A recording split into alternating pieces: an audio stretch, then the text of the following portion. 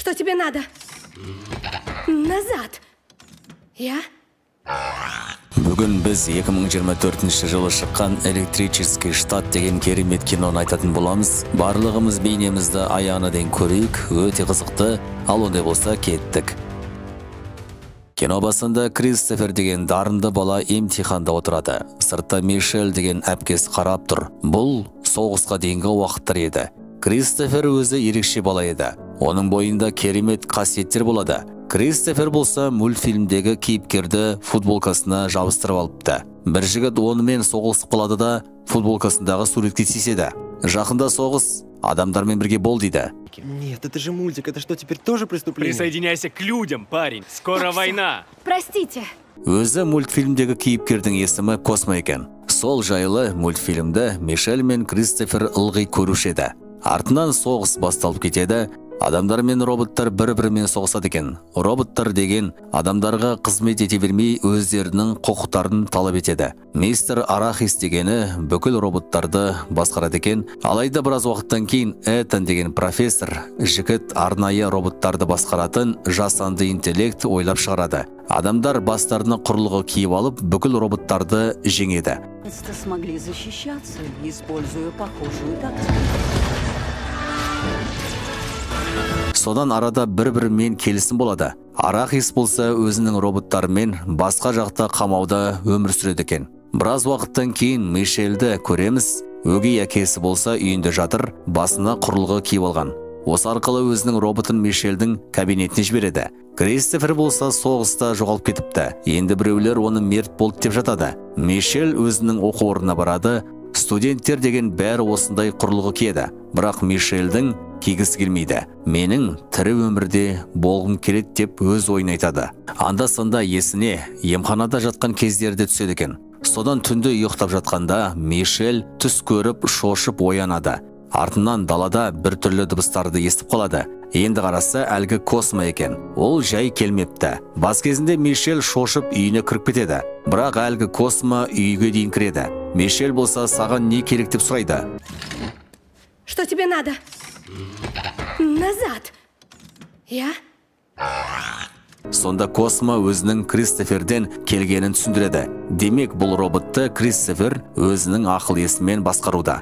Кенет өгей әкесі келеді. Ол мына Космоны сындырмақ еді. Сол кезде Мишель әлгі өгей әкесіне тоқ соғып оны талдырады. Содан кейін Космо екеуі қашып кетеді. Көлікке мініп айдалаға келіп тоқтайды. Сол кезде Космо бірдеңе байқап Мишельге түсіндірмек болады. Орталықта Этан деген адамның қолында сол Кристофер еді. Бірақ бұл жайлы көзілдір киген дәрігер білет деп көрсетеді. Сол кезде Мишельдің есіне емханадағы көзілдір киген дәрігер түседі. Тез арада сол кісіні тауып алу керекпіз. Бірақ ең алдымен сол жаққа апаратын бір көлік тауып алу керек дейді. Солай түнделетіп жүргенде бір жүк көлігі келеді. Сыртта Мишель мен Космо қарап тұр. Көліктің ішінен Китс деген жігіт шығады. Сол кезде қасына бір робот келеді. Қашықтықтан бір адам оны басқарып тұр. Китс оған қару береді. Келісмеді. Бірақ әлгі робот Китсті атпақшы болады. Сол кезде Китс белгі береді. Кенет жүк көлігінің артынан Китстің роботы пайда болып, мына роботты атып тастайды. Толкать ворованный товар на стоянке. Я повторяю еще раз, я в шоке. Екеуі мына роботты сүйреп тастайды. Осы кезде осы көліктің артына Мишель мен Космо кіріп кетеді де, бір жәшіктің ішіне кіріп алады. Ал басқа жақта осы Космоны Мясник деген біреу өзінің роботымен іздеп жүр екен. Жаңағы Китс өзінің роботымен бір жерге тоқтап, жәшікті көліктен түсіреді де, жер астына тұратын жерлеріне қарай түседі. Содан бір-бірімен сөйлесіп отырғанда Мишель мен Космо екеуі ақырын ғана жәшіктен шыға қояды. Сосын өз-өздерімен кетпек еді. Байқамай дыбыс шығарып, Китстің роботы екеуін ұстап алады. Бір кезде Китс келіп не істеп жүрсіңдер деп сұрайды. Мишель болса бәрін түсіндіреді. Китс сонда қалай келдің, солай кет дейді. Бір кезде бұлардың жеріне әлгі Мясник келеді. Роботтар тығылып қалады. Китс пен Мишель болса Мясникпен сөйлеседі. Бірақ Мясник олар тыңдамайды. Осы кезде роботтар өздерін білдіріп қояды. Мясник оларды ата бастайды. Арада бір-бірімен төбелес атыс болып, ақыры Китс, Мишель бәрі Мясникті құлатып қашып кетеді. Олар сыртқа бірақ шығады. бірақ енді қараса сыртта басқа роботтар жүр екен. Сәл түрлері қорқынышты ма бірдеңе. Сол кезде ақырын ғана білдіртпей Китс өзінің гаражына кіреді. Китстің роботы болса үлкен роботтың ішіне отырады. Осы арқылы автобусқа бәрін отырғызып алып, үлкен роботпен жерді аралайды. Этан профессор болса әлгі мясникке байланысқа шығады. Бірге жұмыс істейік дейді. Әлгі үлкен роботпен кетіп бара жатыр еді.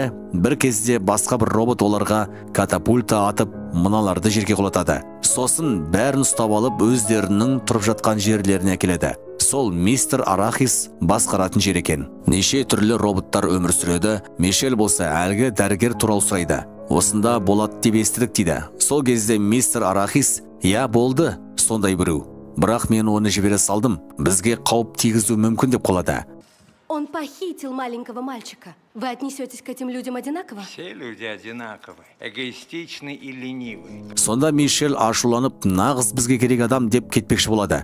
Оны Китс тоқтатады. "Қазір қайда барасың? Бір түн қонып шығайық, сосын дәрігерді тауып аламыз" дейді. Осылайша Мишель тағы да баяғы Кристофермен болған жағдайларды еске алып кетеді. Кенет бір полиция роботы келіп, әлгі дәрігердің қайда екенін білем деп қалады. Барлығы сол жаққа баруға дайындалады. Мистер Арахисте бірге барам деп бел буады. Солай олар белгісіз бір ауылға келеді. Маңайда қаншама ойыншықтар жатыр. Монстр роботтар шабуыл жасай бастайды. Ал Китс, Мишель бәрі бір үйдің ішіне кіріп кетеді. Дәл сол жерде әлгі дәрігер тығылып отыр екен. Мишель жетіп барып, "Менің інім қайда?" деп сұрайды. Китс те қаруын тіреп сұрайды. Сонда дәрігер айтып береді: "Соғыстан кейін Кристоферді тауып алдық. Ол тірі болды. Біз оның бойында керемет қасиет бар екенін байқадық. Профессор Этан бұны пайдаланып өзінің технологиясына қолданды.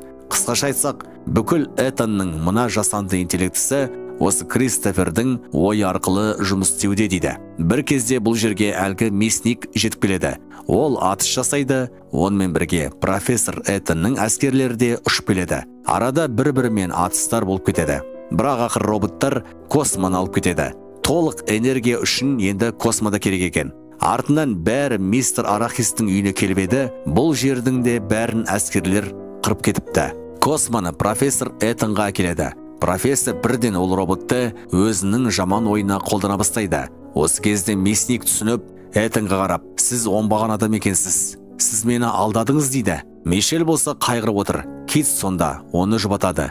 Осы кезде дәрігердің роботы сөйлей бастайды. Бүкіл Этанның роботтары Кристоферсіз жұмыс істемейді. Егер Кристоферді алып кетсек, бүкіл жұмыс тоқтайды дейді. Мишель бірден роботтарға қарап, "Орталыққа маған көмектесу үшін барасыңдар ма?" деп сұрайды. Содан бұлар бәрі Китстің роботының машинасымен суда сүңгіп, сосын тікелей орталыққа барады. Бүкіл заттарды алып, Этанның жұмыс орнына лақтыра бастайды. Бірден Этанның әскерлері ұшып жетіп келеді. Китс және мистер Арахис өзінің командасымен жаңағы әскерлерімен төбелесіп атысады. Ал Мишель мен дәрігердің роботы болса, білдіртпей інісі жатқан жаққа аттанады. Жұмыскерлерді қорқытып қуып жібереді. Содан қараса Кристофер ес-түссіз шынының ішінде жатыр екен. Сыртта атыс болуда. Сол кезде профессор Этан өзінің роботын шығарады. Мясник болса мистер Арахиспен сөйлесіп, "Өмір сүре беріңдер" деп кетіп қалады. Я, наконец, вижу того, кто менее человечен, чем робот. Мишель болса інісімен байланысқа шығу үшін құрылғыны киеді. Сол кезде екеуі басқа жақта жеке кездеседі. Сөйтсе профессор Этанның жұмысын құрту үшін Кристоферден бәрін алып тастау керек. Алайда Кристофер де көз жұмады. Это симбиоз, они просто умрут. Без меня. А ты без них? Інісі болса Мишельге соны айтады: "Мен өлуім керек. Осы шешім дұрыс" дейді. Мишель болса қатты қиналады. Содан Мишель құрылғыны шешіп бері қайтып келеді де бұл шешімге барады. Інісінің бойынан бүкіл байланысты алып тастайды. Сол кезде сыртта жүрген Этанның роботтарының жұмыс тоқтап, жерге құлай бастайды. Китстің роботы төбелес барысында сынып қалған еді. Китс жылап отыр еді. Бір кезде әлгі роботтың ішінен одан да кішкентай робот шығады. Китс қуанып кетеді. Мишель сыртқа шығады. Қасына Китс келіп оны жұбатады. Біраздан кейін Мишель камераға сұхбат беріп, жаңалыққа бүкіл шындықты айтады.